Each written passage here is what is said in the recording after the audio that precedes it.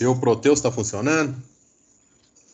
Uai, Matheus, tá rodando, sim. Então, beleza. Que hoje nós já vamos agarrar nas práticas já. Beleza.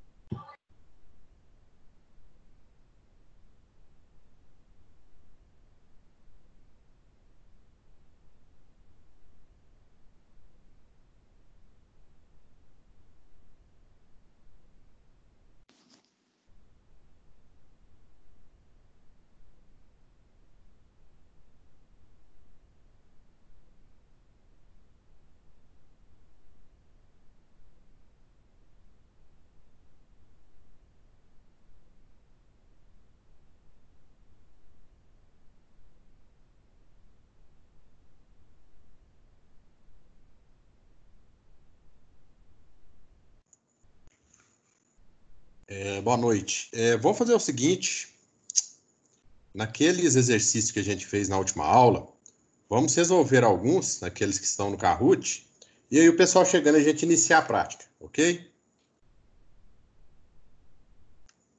Vou só ajeitar a câmera aqui para filmar para Viu, vocês. Matheus? Uhum.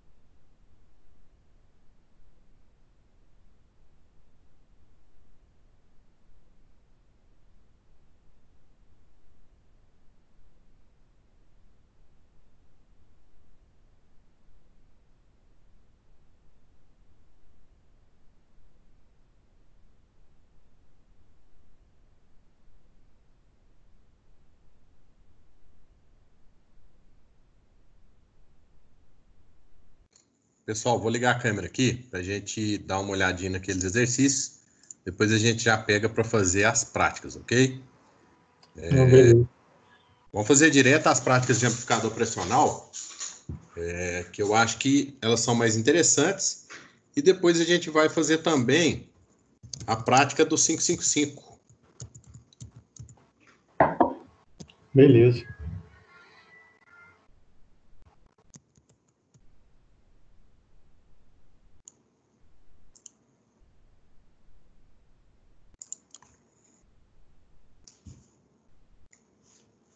Vocês estão vendo a câmera aí, então, né?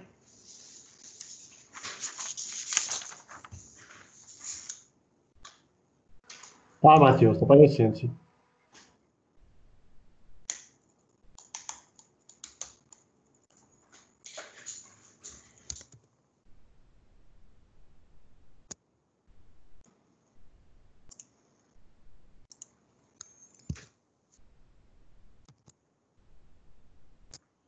Então, ó, aqui estão aquelas perguntas, né, que a gente fez do Kahoot, que são muito, muito simples, né? Por causa do tempo aí, muita gente errou, né? Por causa da ansiedade e da pressão do tempo. Mas, por exemplo, essa primeira questão, né? Qual a tensão de deslocamento da saída do circuito abaixo? Gente, tensão de deslocamento é igual o quê? A tensão de offset, correto? É aquele ruídozinho que fica na saída do amplificador. Quando a gente fizer as práticas aí, a gente vai conseguir visualizar, né, essa tensão offset, né, esse ruído que esse amplificador aí gera, correto? Então, ó, ele nos deu essa informação aí de um VIO igual a 1.2 milivolts, né? Esse VIO, ele é um dado que a gente viu lá na nossa apresentação, correto? Nada mais é do que uma tensão offset devido à entrada de tensão, correto? Aqui nós temos aqui a definição, né, das duas condições, que é a tensão offset por entrada de tensão, né, e por uma diferença de corrente entre as duas entradas, correto? Seria VIO e IO. E essas duas anomalias aí dos circuitos reais causam, né, aquela tensão offset total que a gente enxerga lá na saída, correto? E aí, ó, na questão do Kahoot, ele nos pergunta, né? Nos dá aí um VIO de 1.2. Então, vem cá, né? Que é a primeira questão. Um VIO é igual a 1.2 milivolts, correto? Nós temos a fórmula aqui do VIO, muito simples, né? Que significa que a tensão de saída offset é igual a VIO vezes R1 mais RF sobre RF, sobre R1, desculpa, né? E aí, nós temos que calcular isso aqui, ó, basicamente, né? Essa tensão. Então, nós podemos ver aí no circuito que, deixa eu só abrir aqui a figura, nós temos um RF igual a 150 kΩ e nós temos um R1 igual a 2 kΩ. Ok, então com esses dados aqui fica muito fácil, né? Só a gente pegar todos esses dados e julgar nessa forma, né? Então a nossa tensão offset, ela vai ser igual ao VIO, que é 1.2 milivolts, né? Vezes R1 mais RF, que vai dar 150K mais 2K, sobre R1, que é 2K. E aí nós temos aí uma tensão offset de 1.2 vezes 10 a menos 3 vezes 152K sobre 2K. Se a gente jogar aí na calculadora, confirmando aqui, porque tinha algumas questões que estavam erradas, né? Bom que eu já vou corrigindo aqui. Nós temos aí 1.2 expoente 3 negativos, 150 expoente 3, 2 expoente 3, 2 expoente, opa, desculpa.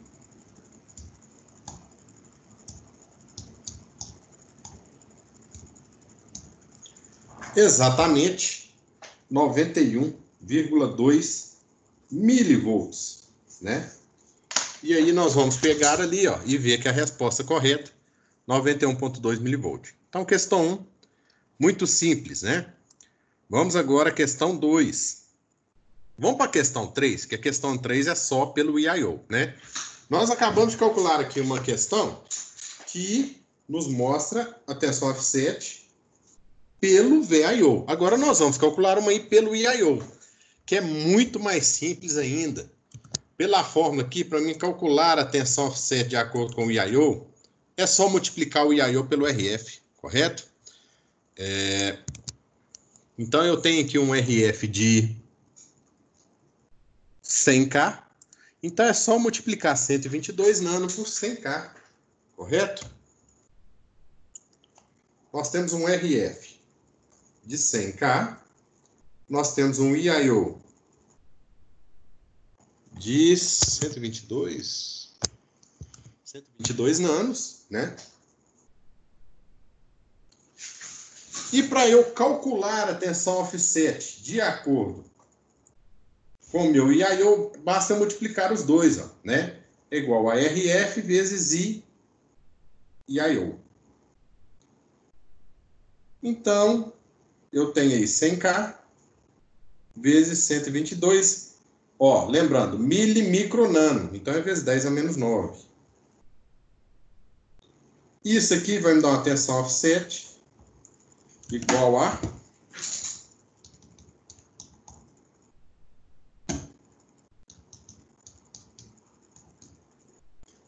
12,2 milivolts. Então, nós temos aí dois exemplos. Um feito através do VIO, o outro feito através do VIO. E está aqui 12,2 milivolts seria a resposta correta.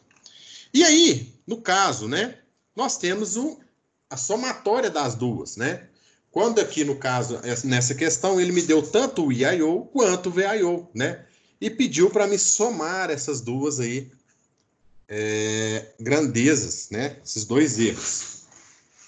Que seria a questão 2, né? Ela me dá um VIO de 1,7 milivolt, um VIO, né? De 120 nanoamperes, correto? E aí me pergunta, né? Qual é a tensão offset total do meu circuito? Então, ó, nós vamos usar, para calcular o VIO, né? Deixa eu dividir a folha aqui para ficar mais fácil. Para calcular o VIO, vou usar a mesma fórmula do VIO, correto?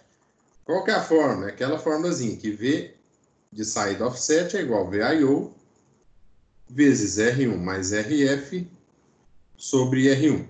E para calcular o VIO, mais fácil, né? É igual a RF vezes VIO. Então, nós temos aí essas duas fórmulas para calcular, né, essa tensão de offset. Nós necessitamos aqui, no VIO do R1, então deixa eu ir lá buscar o R1. Ele tem um R1 aí de 18K, correto? Então, minha tensão de offset é igual ao VIO, que é 1,7 vezes 10 a menos 3, vezes 18K, mais 470K, sobre 18K. Isso aqui, né? Ó, eu joguei aqui o meu VIO, que é 1,7 milivolts, e aqui nada mais é do que a somatória do R1 com o RF dividido pelo R1. E aí nós podemos fazer aqui, ó, que a tensão offset pelo VIO ela é igual a 1,7 expoente 3 negativos, 18 expoente 3, 470 expoente 3, 18 expoente 3, e dá aí 46,9 milivolts. E do lado de cá, eu tenho que minha tensão offset é igual ao RF, que é 470K vezes 120 nano. Vai me dar uma tensão offset aí de 470 expoente 3, 120 expoente 9 negativos. Multiplico os dois, 56,4 milivolts. E para eu aí calcular, né, a tensão offset total do circuito, basta eu somar, né, essas duas tensões offset. A de VIO, que nós calculamos aqui do lado esquerdo, e a do IIO, que nós calculamos aqui em cima. Então, é 46,9 mili mais 56,4 mili. Isso aqui me dá uma tensão offset total de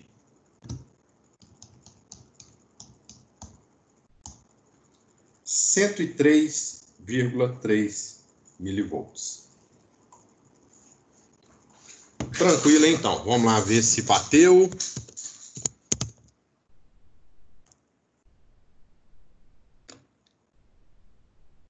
Questão de arredondamento, né, gente? Eu calculei aqui 103,3.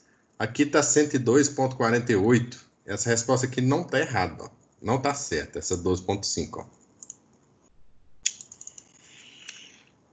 Então, depois eu tenho até que mudar ela aqui.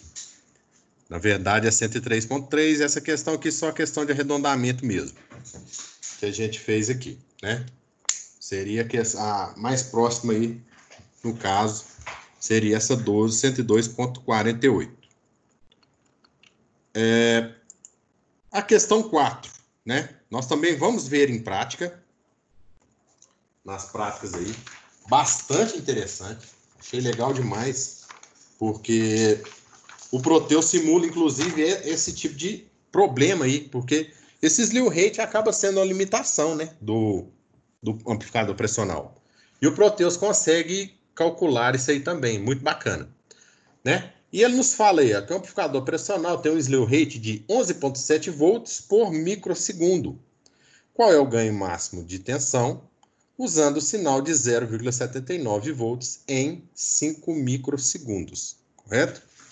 Ó, nós temos uma fórmulazinha aí, ó, de acordo com o nosso material, do slew rate.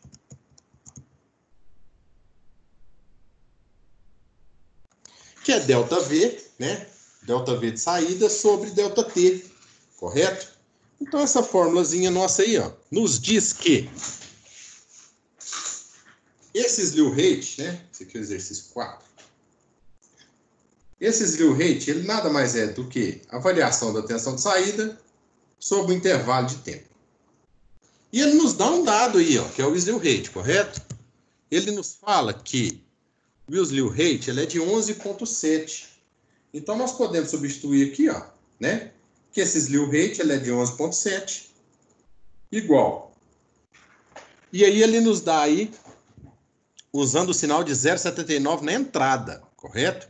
Esse sinal de 0,79 é na entrada.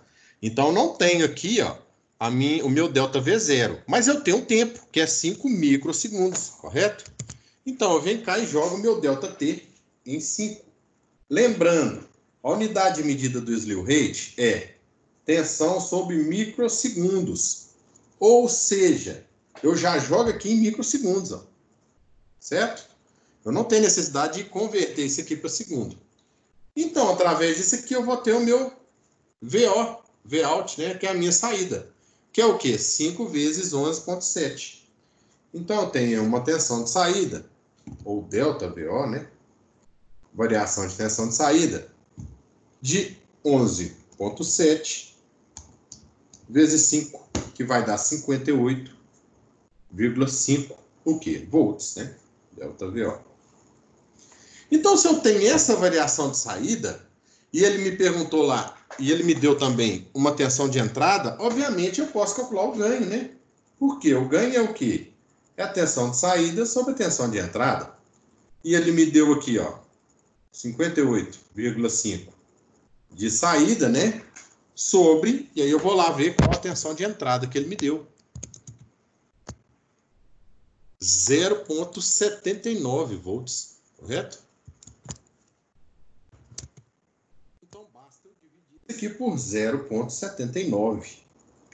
E eu vou achar aí um ganho, né? Que é o que eles estão me pedindo.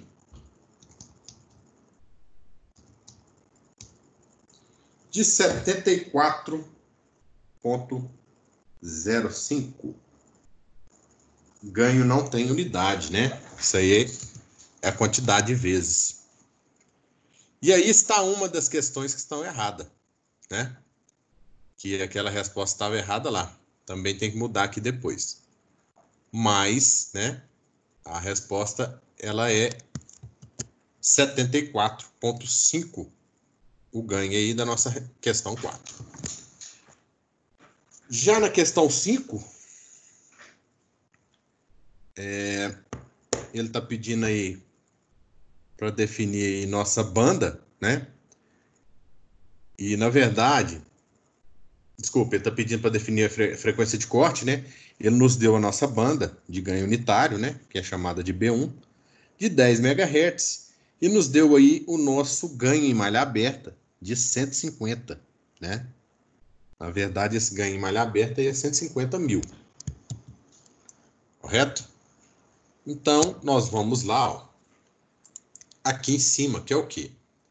Nós vamos usar essa fórmula agora, para o número 5, né?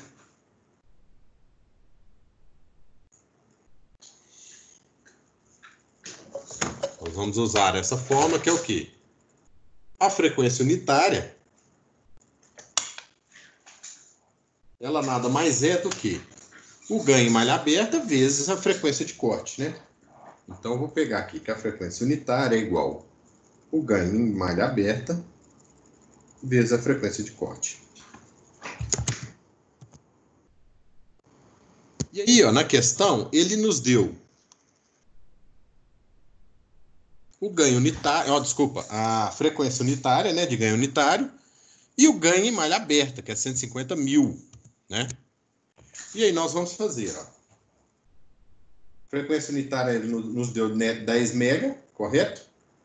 Ganho em malha aberta 150 mil vezes a frequência de corte. Então, a nossa frequência de corte ela é igual a 10 vezes 10 a 6 dividido por 150 vezes 10 a 3. E eu vou ter aí, ó, uma frequência de corte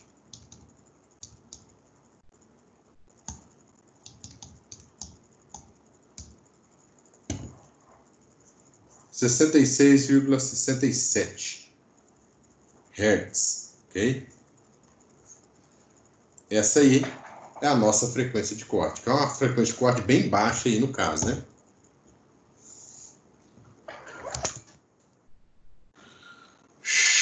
Na questão 6, nós temos um amplificador. Está nos pedindo aí qual que é a tensão de saída. Isso aqui é um amplificador inversor, obviamente, né? Porque ele está vindo aqui na entrada negativa, correto? E aí nós temos uma característica que nos diz já que esse sinal é invertido, né, em relação à entrada. Porém, nós estamos trabalhando aí com tensão alternada, ou seja, eu não vou precisar indicar sinal, pois é uma tensão alternada, né? Esse sinal vai variar de acordo com o tempo, né? Então, eu só tenho que calcular o ganho e esquecer essa questão de sinal, né? Se tivesse me dado que era 5 milivolts, aí sim esse ganho inverteria sinal e a saída aqui seria uma saída negativa, correto? Porém, não me deu sinal, falou que é volt pica-pico, então não tem necessidade de me preocupar com sinal. E aí nós vamos cair lá na nossos primeiros amplificadores operacionais aí, ó, né? Que é, no caso, um amplificador inversor. Ele é o mais simples porque ele só depende de RF e de R1 no seu ganho, correto? Então eu tenho aí, ó, questão 6. Um RF de 470 K e um R1 de 2,3 K. E tenho um VI igual a 5 milivolts de pico a pico. Ok. Através disso aí, ó, consigo calcular o ganho e é só multiplicar pela tensão de entrada que eu vou achar aí a minha tensão de saída, né? O meu ganho de um amplificador inversor, ele é menos RF sobre R1. Só isso, né? Então, eu tenho um RF de 470K e o R1 de 2,3K. Eu vou ter aí o meu ganho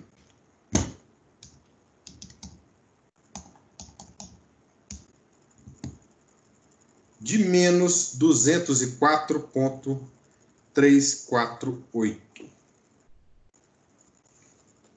E eu também sei que a minha tensão de saída, né? Como eu disse lá em cima, ó, se o ganho é igual a tensão de saída sobre a tensão de entrada, o que é a tensão de saída? Nada mais é do que o ganho vezes a tensão de entrada, correto? Eu tenho a tensão de entrada, até que é 5 milivolts, né? Então, eu vou pegar aqui que a minha tensão de saída é igual a 5 vezes 10 a menos 3, vezes a minha tensão de entrada. Desculpa. Essa é a tensão de entrada, né? Vezes o ganho, menos 204,348. De novo, como eu disse, nós estamos aqui trabalhando com uma tensão alternada. Então, eu não preciso levar em consideração esse sinal, né? Eu posso riscar esse sinal daqui e trabalhar só com o módulo do meu ganho. Então, se eu multiplicar isso aqui por 5 expoente 3, eu vou ter 1,21. 1,021. 0,22, né? Arredondamento. Tensão de saída é igual a 1,022 volts de pico a pico. Então, nós resolvemos aí nossa sexta questão, né?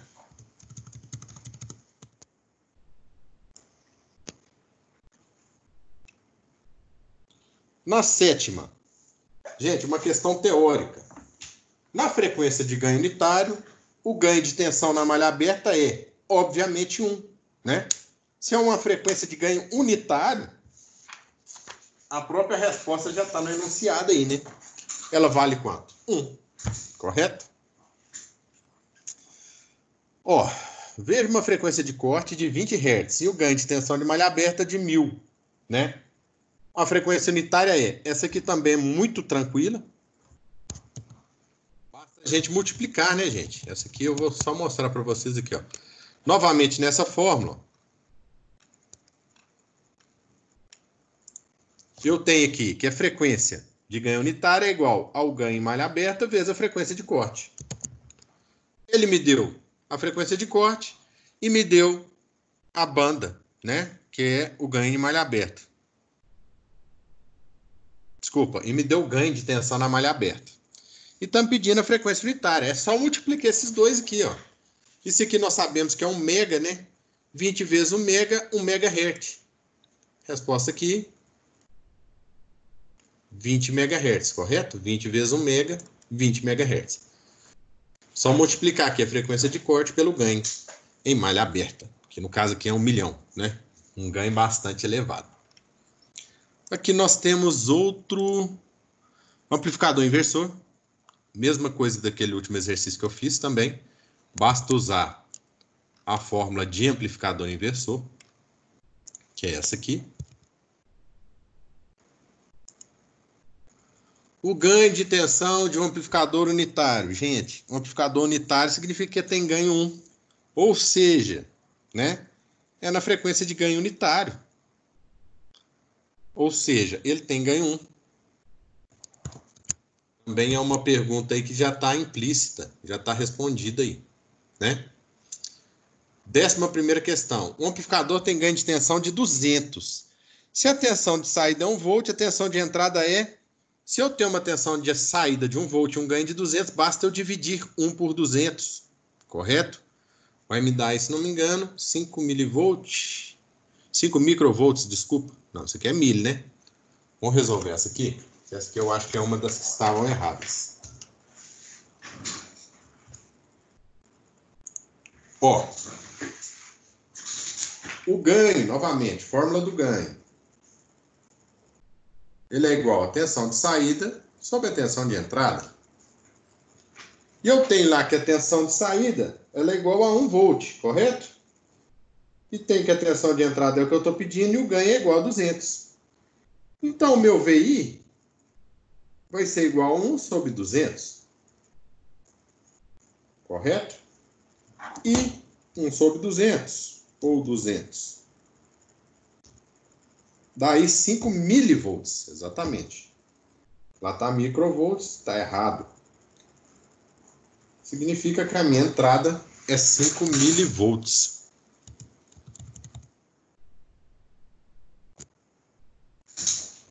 Essa unidade de medida aqui que estava errada, né? Aqui nós já temos um amplificador não inversor, né? O amplificador não inversor, ele não inverte em nosso sinal de saída, né? De qualquer forma, para nós, não faria tanta diferença, porque nós estamos trabalhando aí com a tensão de pico a pico. Só que no caso dessa questão, a fórmula de ganho é um pouquinho diferente, né? Qual que é a fórmula de ganho no caso de um amplificador não inversor? E por que ele é não inversor? Porque a tensão dele aqui, ó, ela entra, o sinal aqui entra no terminal positivo. Então, de cara aqui, nós já podemos ver que se trata de um amplificador não inversor. E aí, quando a gente vai pesquisar aqui, ó, sempre tem que lembrar de somar esse 1, tá? Nessa fórmula de não inversor. Ela é idêntica à fórmula do inversor, exceto pelo sinal, e eu tenho que somar 1, correto? Isso aí a gente tem que sempre que lembrar a respeito de somar esse 1, que teve muita gente errando aí num dia, eu lembro. Então vamos lá, é a questão...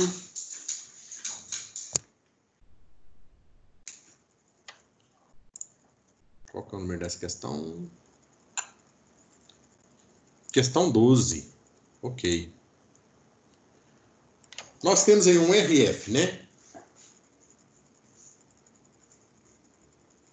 Igual a 3 kΩ. Nós temos um R1 igual a 150 ohms. E, cara, aí a gente já pode ver que o ganho vai ser 21, né? Mas vamos calcular, né? Nós temos um VI igual a 25 milivolt pico a pico. Ok, nós já sabemos que é um amplificador não inversor, ou seja, o ganho é dado por RF sobre R1 mais 1. A gente tem que lembrar de somar esse 1 aí. Então, nosso ganho ele vai ser igual a 3K sobre 150 mais 1. Nosso ganho vai ser igual a 21. Se eu tenho 25 milivolts, né? Significa que a minha tensão de saída é o que? O ganho vezes a entrada. Eu vou ter 21 vezes 25 mili. A gente pegar 25 vezes 10 dá 250, mais 250. Vai dar 500 mais 25. Tensão de saída é igual a 525 milivolts de pico a pico. Tá aí nossa saída do amplificador não inversor. A próxima questão. Ela é idêntica àquela do inversor, correto? Só que é em cascata. Então, eu simplesmente vou fazer 2 vezes aquela fórmula de ganho. Muito simples também. Não vou resolver ela aqui, porque eu já resolvi de inversor. E eu tenho uma lista de exercícios para passar para vocês aí com vários exercícios desse modo, né? E nós temos o último, que é a questão 14, né? Que é um amplificador somador. Ó, nós temos que lembrar que o amplificador somador, ele também tem a sua entrada, né, do sinal, ou dos sinais, na entrada negativa, na entrada menos aqui, ó, né? Isso nos leva a crer e a lembrar que num amplificador somador, eu tenho que colocar o sinal negativo também, correto? Como lá no inversor. Isso aí também teve gente errando, então não pode esquecer de colocar esse sinal negativo, né? Então nós vamos pegar aí, ó. esses dados para transcrever aí, que é a questão 14, eu tenho um RF de 1 mega ohm, eu tenho um R1 de 200K com um V1 de menos 2 volts. Eu tenho um R2 de 500K com um V2 de 3 volts. E um R3 de 1 mega com um V3 de 1 volt. Ok. Então, com isso aí, nós já conseguimos, né, resolver a nossa questão. Ele está pedindo a saída, né, que é o Vout. Beleza. Se nós formos olhar aqui, ó, a nossa fórmula, ela vai ser idêntica à fórmula do inversor, né, só que 3 vezes. Então, tem que lembrar que a minha tensão de saída é menos o quê? RF sobre R1 vezes V1, mais RF sobre R2 vezes V2, mais RF sobre R3 vezes V3. E aí eu tenho que a minha tensão de saída é igual a menos 1 mega sobre o R1, que é 200K, vezes menos 2 volts, mais 1 mega sobre 500K, vezes 3 volts, mais 1 mega sobre 1 mega, vezes 1 volt. E aí nós temos aí nossa tensão de saída, ó.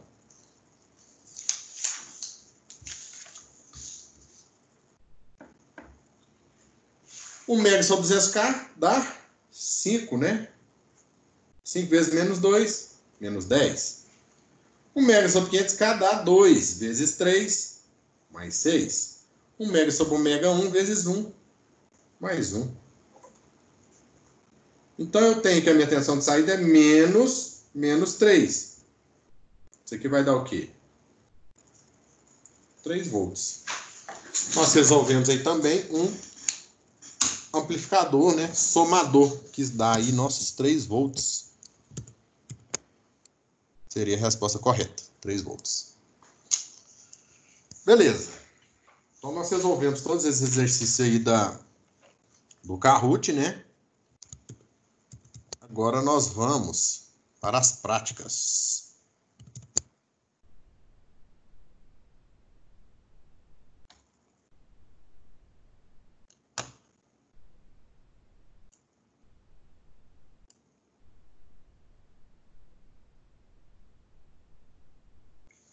Pessoal, todo mundo com Proteus aí? Pode abrir o Proteus para a gente. Beleza, abre. Eu sei que a Reisla já faz microcontrolador comigo. Você não faz não, né, Guilherme?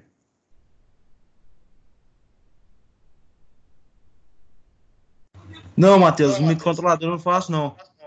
Beleza. Então a Reisla, para a Reisla aí vai ser tranquilo. Para vocês aí nós vamos começar lá desde o início dos conceitos do programa, né? Vou abrir ele aqui, ó.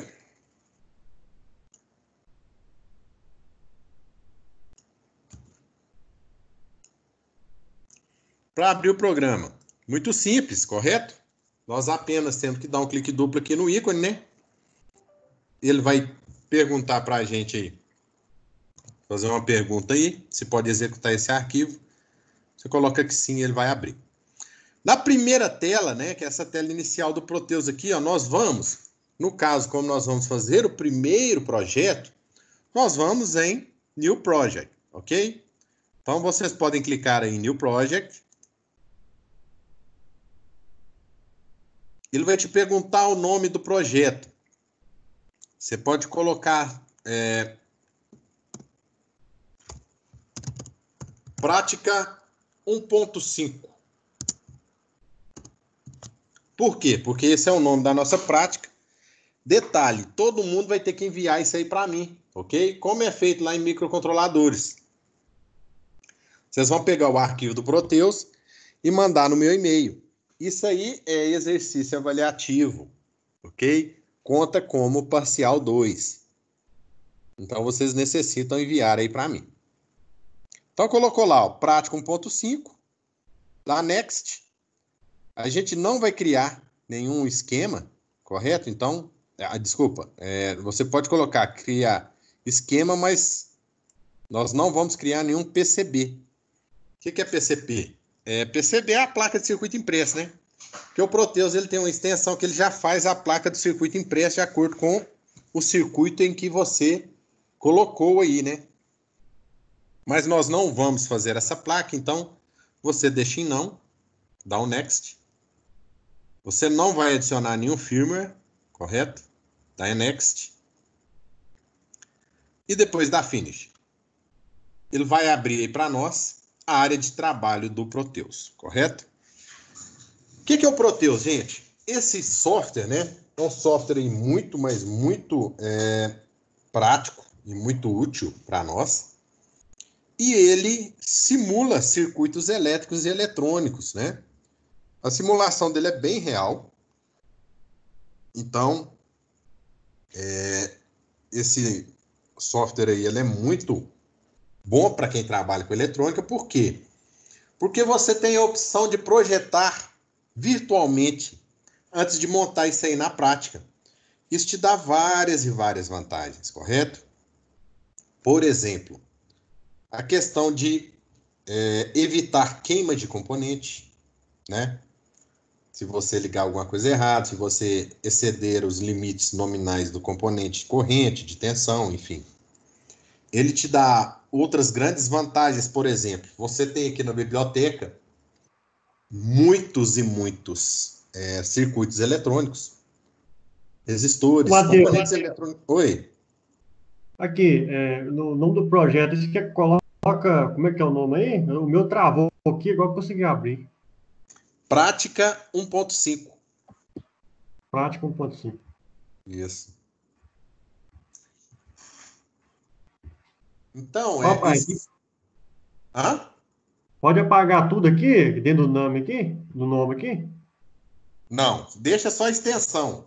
Não tem uma extensão aí, .pdsj, um negócio assim.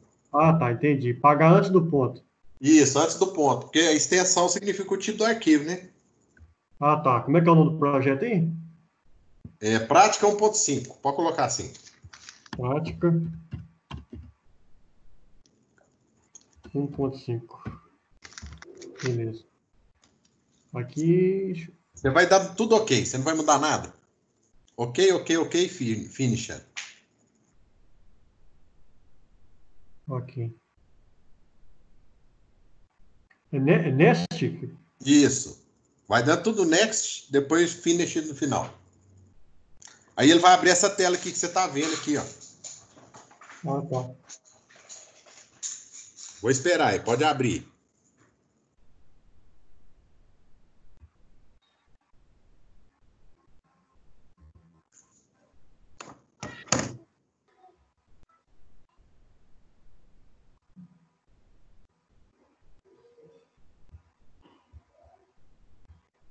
Conseguiu? Beleza. Eu estou nessa tela aí já. Ok. Então eu estava falando, esse software aqui... Matheus, Oi? esse computador meu não tem o Proteus, eu tô ligando outro aqui. Aí você pode ir dando continuidade aqui, eu pego outro aqui, depois faço esse procedimento. Beleza. Vou Valeu. mais devagar aqui para dar tempo para você ligar aí. Tá, beleza. Então, esse software aqui é um software muito bom, porque também ele te dá aí, ó, uma infinidade de componentes eletrônicos. Se você vier aqui nessa caixinha da esquerda e clicar em P, ó, né? Ele vai abrir aí várias categorias, né? Que significa que Pick Device, né? Ele vai abrir várias e várias categorias de componentes eletrônicos. Então ele tem muita coisa, muita coisa. E dá para você adicionar mais coisas, né? Por exemplo, nós usamos muito em microcontroladores Arduino. E o Arduino ele não vem no Proteus aí vamos colocar assim, de fábrica, né? Você tem que adicionar, né, esse Arduino. Olha a quantidade de microcontrolador que tem aqui, ó. É muita coisa mesmo. Se você for clicando aí, ó, você vai ver. Por exemplo, o Arduino Uno usa o Atmega 628.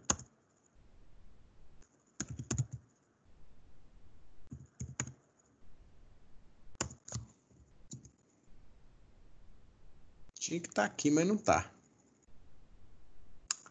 Realmente ele não tem aqui o Atmega 628. Mas, por exemplo, se eu digitar Arduino Uno, ele vai mostrar aqui para mim, ó.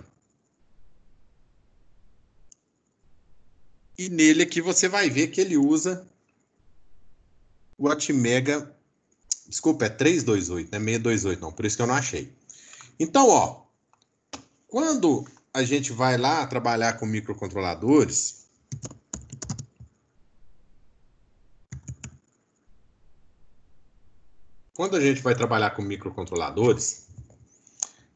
o Proteus ele já tem, né, em sua biblioteca o Atmega 328, que é o processador, que é esse carinha que está aqui dentro aqui, ó, do Arduino, beleza? Porém, ele não tem um Arduino, porque o Arduino já é uma placa montada, que tem conectores, que já tem cristal, né, que já tem uma fonte, né, já está tudo montado e pronto para você executar. Então, a gente consegue colocar dentro do Proteus dessa biblioteca a plaquinha de Arduino pronta já. Então, eu tenho um microcontrolador, que está aqui, ó, correto? E tem também o Arduino pronto. Tanto é que, né, a Risla está fazendo com a gente lá microcontrolador, ela sabe. Você vai lembrar aqui, ó, Risla, quando a gente trabalha as portas lá, ó, que a gente manda aquele comando port D, né? Que você escreve o byte no port D lá, ele é aqui do pino 0 ao pino 7, né? Só que, na verdade, no microcontrolador, ele é esses pinos aqui, ó. Tá vendo aqui PD0, PD1, PD2.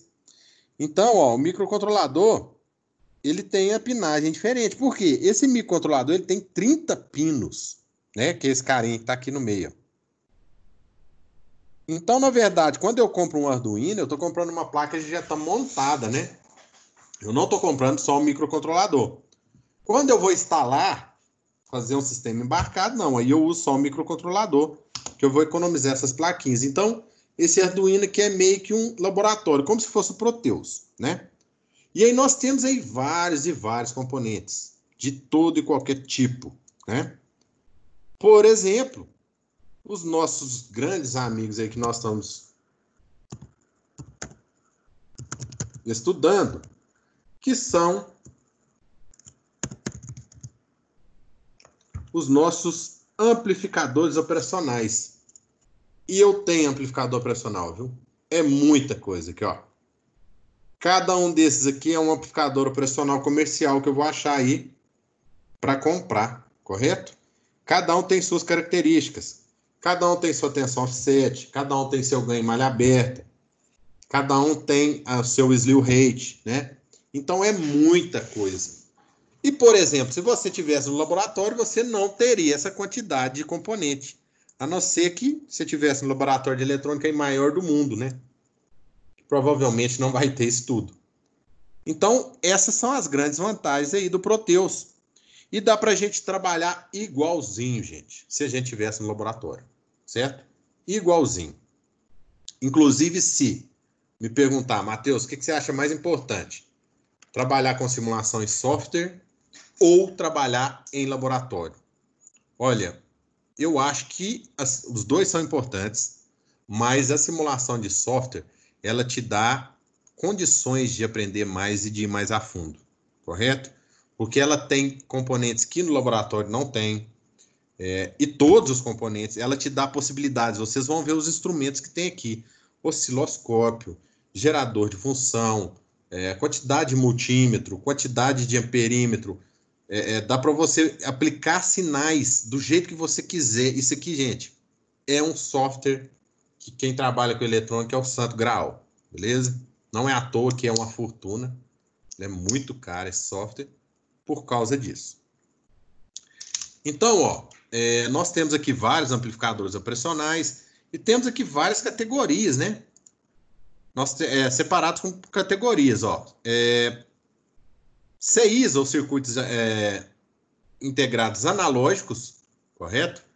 Então tem aqui, ó, timer oscilador, tem o nosso 555 que nós vamos trabalhar também, ó, nas próximas práticas, né? Que também é um timer oscilador, correto? Tem o 556, que é da mesma família do 555, só que ele é CMOS, né? Tem aqui também, dá pra gente trabalhar com ele também. Tem a família de Arduino, que eu coloquei, né? Essa fui eu que coloquei, não tinha. Duas famílias de Arduino. Capacitores de todo e qualquer tipo. Cerâmico. Capacitores eletrolíticos. Capacitores de poliéster, né? Bipolares. Tem uma infinidade de capacitores, valores de capacitância, tensão, tamanho, certo? Ele já tem o tamanho. Quando eu monto uma plaquinha aqui e peço para montar essa placa de circuito impresso, ele já deixa o furinho para me colocar o componente lá, ó, do tamanho do componente. Então, é uma coisa espetacular isso aqui. Nós temos aqui também vários tipos de circuito integrado do tipo CMOS, certo? Conectores, tem também. Ah, Matheus, mas por que conector? Porque quando eu vou colocar um conector na minha placa de circuito impresso, eu já coloco ele aqui, ó. E tem muitos tipos de conectores. Muitos tipos. Praticamente aí de todos os tipos existentes. Circuitos integrados também de conversão de dados. Isso aqui são terminais de medida, né? Diodos. Então eu tenho, ó, diodo Zener, eu tenho aí diodo comum, eu tenho diodo ultra rápido, né? Se eu for colocar aqui, ó, tenho ponte retificadora, eu tenho triac, diac, MOSFET, FET, transistor comum, motores, tenho motores. Às vezes eu quero aqui testar um motor, alguma coisa. Consigo colocar um motor, consigo colocar a impedância do motor, eu consigo colocar a corrente, né, que ele vai. Motor de 3 fases, eu tenho motor de passo, né, que ó, motor stepper motor bipolar, né, motor bipolar de passo. Tenho motor brushless, tem também. Servomotor com ângulo, tem também. Indutores. Eu tenho aqui, ó, blocos de Laplace. Não sei quem já fez aí controle, né? Mas eu consigo aqui trabalhar também em Laplace, no domínio da frequência, né? Não só no domínio do tempo. Então, isso aqui também é muito bom, correto? Muito interessante. Não, tem muita coisa. Sei de memória, tem bastante memória também. Microcontroladores, né? Esse miscelâneo aqui é cristal, esse tipo de componente, né? Esse é menos usado. Cristal ressonador, né? Portas lógicas, tem tudo. Esse cara aqui Esse aqui também é um tipo de controlador, né? Que é o chamado FPGA. Nós vimos em sala de aula também. Optacoplador. Ah, não, esse aqui é óptico, né? Display LCD, alfanumérico, de 7 segmentos. Resistores, fontes. Por família, nessa família TTL aqui, que é uma família comum, que tem transistor comum, né? São os mais comuns que a gente tem, ó, 7400, né? Que é aquela família lógica que vocês viram ou vão ver em eletrônica digital. E por aí vai, beleza? Ô, Guilherme, você estava abrindo aí, conseguiu abrir já? Consegui, Matheus. Estou acompanhando com vocês aí.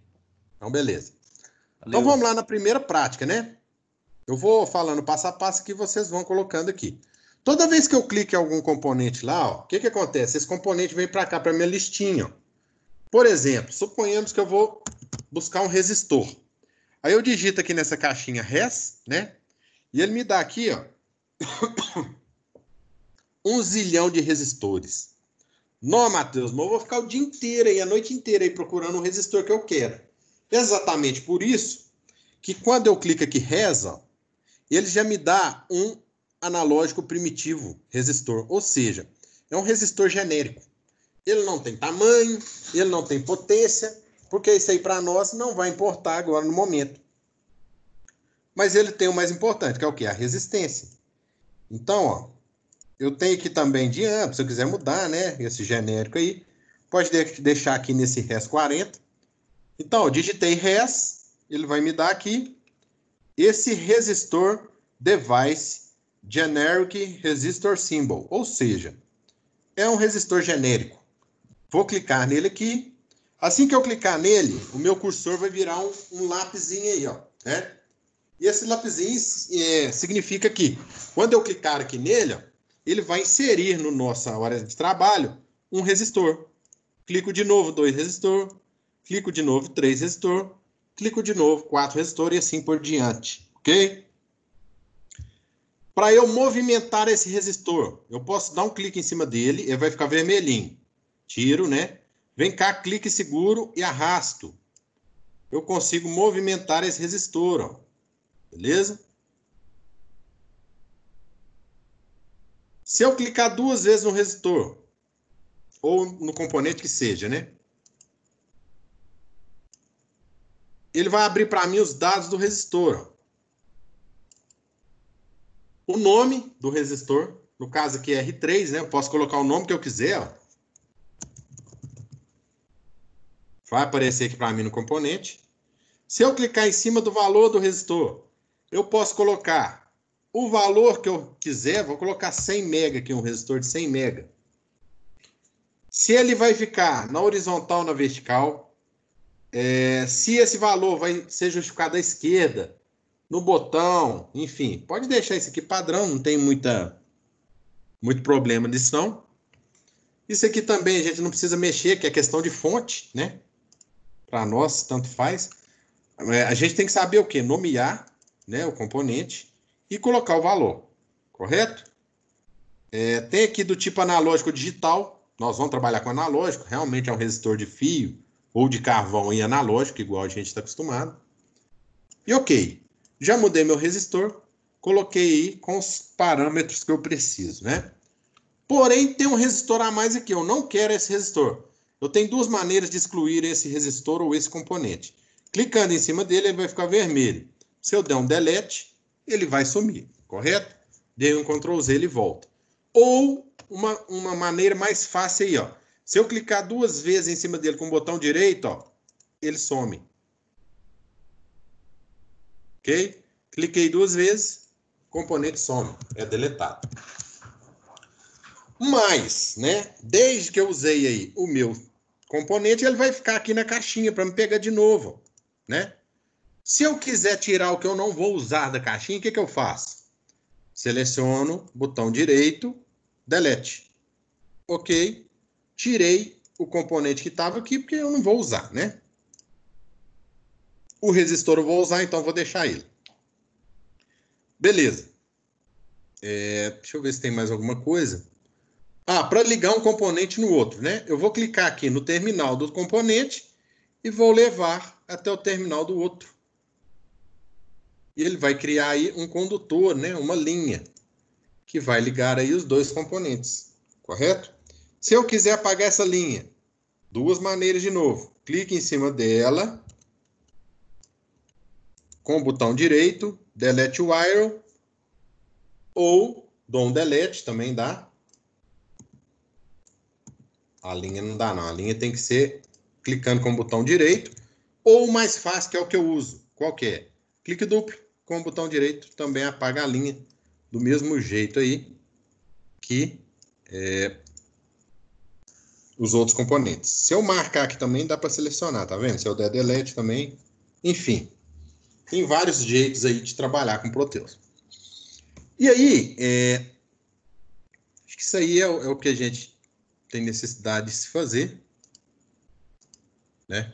Dá para eu selecionar aqui, mudar, ó, componente girar, fazer ele espelhar, correto? No resistor não faz sentido, mas em outros componentes fazem muito sentido, vocês vão ver aí. E aqui nós temos, ó, né?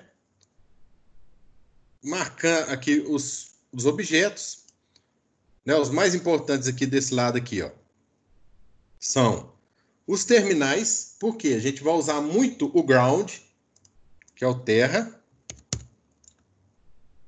Deixa eu só sair aqui. Nós vamos usar muito o terminal terra. Todo circuito tem terra, né, gente? Então, eu posso espalhando terra aí, ó. E, quando eu espalho terra, automaticamente eles estão interligados aqui, ó. Esse terra está interligado a esse, que está interligado a esse. Eu não preciso fazer essa ligação, certo? Porque o terra já é o 0 volt do meu circuito, já é a minha referência. Então, não tem necessidade de eu ter essa ligação entre os terras. Se eu colocar um terra aqui no R1, ó, ligar o R1 no terra e ligar o R4 no terra, automaticamente esse lado aqui do R1 está ligado desse lado do R4, certo? É como se esses dois terras aqui automaticamente eles já fossem interligados. Não tem necessidade de eu ficar interligando terra. O circuito o software já faz isso para mim. Nós vamos trabalhar muito com terra. Tem esses dois terminalzinhos aqui, ó, que é input e output, que também são bacana. Quando você está trabalhando aí com circuitos muito grandes, esses terminais aí também ajudam bastante, correto? Porque eu consigo colocar, vamos colocar um wireless aí, certo? Como assim um wireless, Matheus? Por exemplo, eu tenho aqui, ó, um componente ligado no terra. E esse resistor está aqui embaixo, ó. Eu tenho esse outro terra ligado aqui. E eu tenho esse R4 aqui em cima. Porém, esse R2 tem que ser ligado no R4. Dá para eu passar por cima da linha? Dá, sem problema. Dá para passar por cima da linha. Só que fica uma coisa aqui cruzando linha. Não quer dizer que essas duas linhas estão interligadas, não. Para elas serem interligadas, teria que ter essa bolinha, né? Mas aí, ó, o que acontece? Fica cruzando linha aí, ó. Fica feio, fica difícil de enxergar, né, o circuito. Então, para isso, existem esses dois terminais, que é o quê? Terminal input e o terminal output. Como assim? Por exemplo, se eu colocar aqui, ó, terminal output, vou entrar nele e colocar que ele é um terminal A. Beleza, é o nome do terminal. E aqui eu vou colocar um terminal input.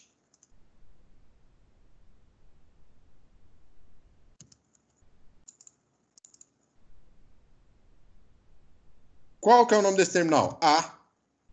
O que isso significa? Que o sinal está saindo aqui nesse terminal e está entrando aqui, ó, sem eu precisar cruzar a linha, né?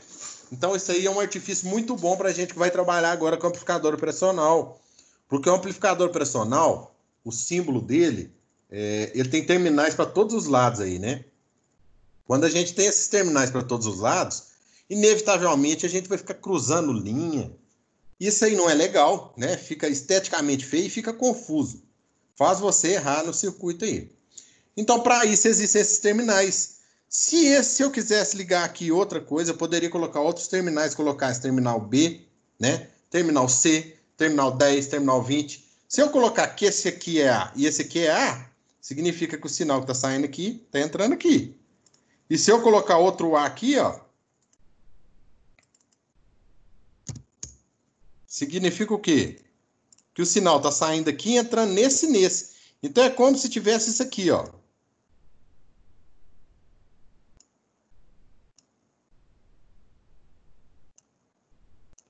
Beleza? É como se estivesse saindo aqui desse A e entrando nesses dois. É um artifício aí também muito legal para a gente trabalhar. E tem muita coisa aqui, viu, gente? Tem coisa aqui que eu confesso não saber, né? Não tive tempo na minha vida ainda para descobrir, porque é coisa demais. E aí nós temos aqui vários tipos de terminais, tá vendo? Cada um com uma função específica. Proteus, ele é tipo o AutoCAD, ele é muito, mas muito grande mesmo, tem muita coisa. Nós temos aqui plotadores de gráfico, dá para analisar os sinais por gráfico? Dá. Muito bacana também. Então, por exemplo, aqui um gráfico analógico, ó, né? Quando ele vai partir, quando ele vai parar, os dois eixos aí, ó, né? Dele. É muita coisa. É muita coisa. Temos esses terminais aqui também.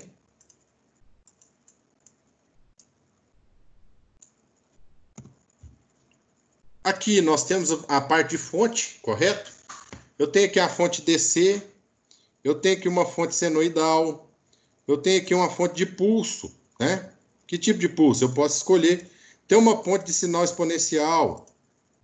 Essa ponte de sinal aqui senoidal também, né? Que eu posso escolher aí o período que essa fonte vai funcionar. E essa aqui é excepcional, que é uma fonte chamada PWLin. Essa fonte você consegue desenhar aqui, ó, o tipo do sinal que você vai querer aplicar na carga. Essa é sensacional. Você não consegue fazer isso aqui, né? A não ser que você tenha um microcontrolador ou uma placa de aquisição de dados. Num laboratório você não consegue fazer isso. Por quê? Eu posso aplicar o sinal do tipo rampa. Posso, partindo aqui do 2 volts. Ah, beleza, só que depois eu quero que ele caia para 1 volt. Ok, seu sinal agora vai cair para 1 volt. Ah, e depois de... Esse gráfico aqui de baixo, aqui, gente, é gráfico de tempo. Ah, agora eu quero que ele vá lá para 10 volts. Aqui eu vou deixar aqui, né? Ó, beleza. Agora eu quero que ele vá lá para 10 volts. Só que instantaneamente. Eu não quero que tenha rampa, não. Beleza, tá aqui. E agora eu quero que ele caia para 0 volt em uma rampa. Beleza, tá aqui, ó. Quando chegar lá em 12 volts, ele vai estar aí. Olha para vocês verem. Isso aqui eu consigo aplicar esse sinal aqui automaticamente na minha carga. Então, ó, o sinal começou com 2 volts, né, no tempo 0. Foi aqui em 2.6, alguma coisa por aí, para 7 volts. Caiu para 1 volt em 3.4. Instantaneamente foi para 10 volts. E foi caindo até 0 até o tempo de 12 segundos. E dá para eu aumentar aqui a questão do tempo. E a questão da tensão também dá. Beleza? Dá para eu diminuir aqui, ó. No caso aqui, esse não, né? Esse aqui, ó. Tem jeito de ter tempo negativo não, né, gente? Dá para me diminuir aqui, ó, a tensão, porque se eu for trabalhar com sinais positivos e negativos, então minha fonte também vai alterar a polaridade dela. Então, uma coisa impressionante esse tipo de fonte aqui, ó. É muito bom, por exemplo, para se trabalhar com controle, para dar aqueles degrau unitário, né? Aqueles vários pulsos lá que tem controle. Vocês vão ver em controle lá com o Cristiano, se vocês ainda não viram, né? É excelente aqui, no caso, essa fonte.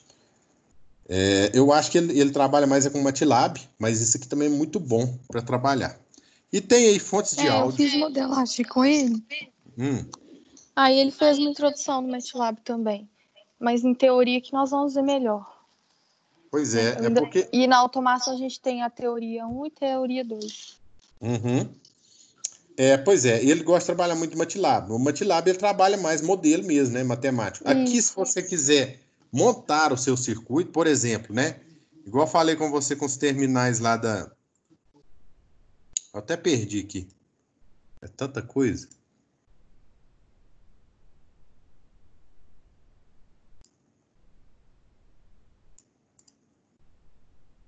Eu perdi aqui mesmo. Mas tem jeito de você colocar aqueles blocos lá, ó, para trabalhar em Laplace, né? Para controle também, excepcional isso aqui, muito bom. Gente, então é o seguinte, vou dar um intervalozinho agora. Na volta nós já vamos voltar com a prática 1. Nós vamos montar aqui um amplificador operacional e vamos fazer algumas medições com ele. Bastante interessante também essa prática, beleza? Ou seja, nós vamos aplicar todo aquele conceitual que a gente aprendeu a respeito de amplificador pressional. Ok? Daqui meia horinha eu estou voltando.